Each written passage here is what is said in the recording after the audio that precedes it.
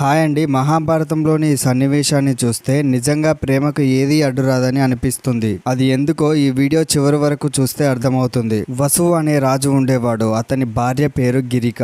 చాలా అందంగా ఉండేది. ఆమెతో కామ భోగాలను అనుభవిస్తూ వస్తున్నాడు వసురాజు. ఇద్దరూ సుఖంగా ఉంటున్నారు. ఒకరోజు గిరిక తన భర్తను చూసి కామించింది. తన కోరిక తీర్చవలసిందిగా వసురాజును కోరింది. అదే వాంఛలో ఉన్నాడు రాజు. కానీ తన తల్లిదండ్రులు అడవికి వెళ్లి జంతువుల మాంసం తీసుకురమ్మని చెప్పడంతో తప్పనిసరిగా అడవికి బయలుదేరాడు. అడవికి అయితే వెళ్ళాడు గాని అతని మనసంతా గిరిక చుట్టే తిరుగుతూ ఉంది. ఆమె గురించి ఆలోచిస్తూ ఆ రాజుకు రేతస్ఖలనం జారిపోయింది. ఆ రేతస్సును వృధా కానివ్వడం ఇష్టం లేక దాన్ని ఒక ఆకులో ఉంచాడు. ఆ ఆకుని తన పెంపుడు డేగ మెడలో కట్టి దానిని గిరికకు అందించవలసిందిగా ఆదేశించి పంపాడు. ఆ డేగ ఆకాశ మార్గాన వెళుతూ ఉంది. మరో డేగ దానిని చూసి దాని దగ్గర ఉన్న ఆకుని మాంసంగా భావించి ఆకలితో ఉన్న డేగ దానిని ఢీకొట్టింది. ఆ రెండు డేగల పోరాటంలో ఆ వీర్యపు ఆకు చిన్న భిన్నమైపోయింది. అందులోని వీర్యం కిందనే ఉన్న యమునా నదిలో పడింది. బ్రాహ్మణ శాపం కారణంగా అద్రిక అనే అప్సరస మధ్య రూపంలో యమునా నదిలో తిరుగుతూ ఉంది. ఆకాశం నుండి పడిన ఆ రాజు యొక్క వీర్యాన్ని ఆ చేప గ్రహించి గర్భం ధరించింది. ఒకరోజు ఆ చేప దాసరాజ్ అనే పల్లీయునికి దొరికింది.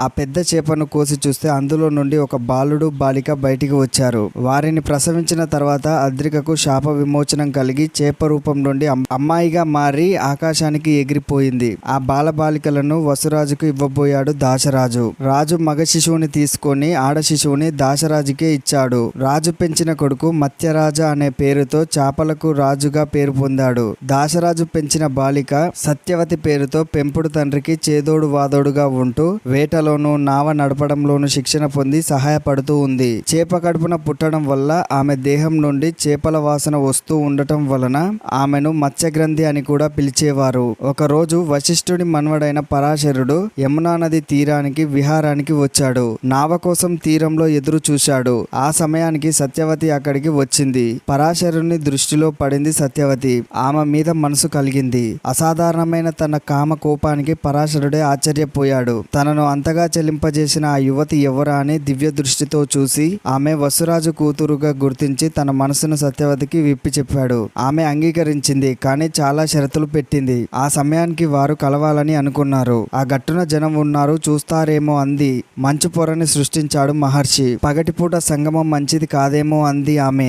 మసక చీకట్లు కల్పించాడా మహర్షి. నా కన్యత్వం చెడిపోతుందేమో అని నవ్వింది ఆమె. కన్యత్వం చెడిపోకుండా వరం ఇచ్చాడు ఆ మహర్షి. నా ఒళ్ళంతా చేపల కంపు, మీరేమో బ్రహ్మలు, అంటుకోవచ్చా అంది. నువ్వు రాచకన్నవి అని అన్నాడు ఆ మహర్షి. ఈ క్షణం నుండి నీ శరీరంలో నుంచి చేపల కంపు నశించి అపురూప పరిమళ సుగంధ భరితంగా మారుతుంది అని అనుగ్రహించి ఆమెని గ్రహించాడు ఆ మహర్షి. అలా ఆ సమయానికి వాళ్ళిద్దరూ సంభోగం చేశారు. అందుకు ఫలితంగా సత్యవతి గర్భాన శిశువు పుట్టాడు. భూమిపై పడుతూనే 12 ఏళ్ల వాడిగా ఎదిగిపోయాడు ఆ ఋషి బాలకుడు. నీలి వర్ణంతో పుట్టిన ఆ బాలుడు కృష్ణనాముడయ్యాడు. నదీ ద్వీపంలో పుట్టడం వల్ల ద్వైపాయనుడయ్యాడు. చివరికి కృష్ణ ద్వైపాయనుడిగా ఖ్యాతి చెందాడు. పరాశరుని వీర్యం వలన అవతరించిన ఆ మహాపురుషుడు తల్లికి సాష్టాంగ నమస్కారాలు చేశాడు. అమ్మ, నువ్వు ఎప్పుడు ఆజ్ఞాపూరితంగా నన్ను స్మరిస్తే అప్పుడు వచ్చి నీ దర్శనం చేసుకుంటాను. అంతవరకు తపస్సు చేసుకుంటాను, నన్ను అనుగ్రహించు అని ప్రార్థించి వెళ్ళిపోయాడు. మంచు పొరలు తొలిగాయి. చీకటి తెరలు కరిగాయి. సత్యవతి పురుషుడిని పుత్రుడిని వీడ్కోలు పలికి తాను ఇంటికి వెళ్ళిపోయింది.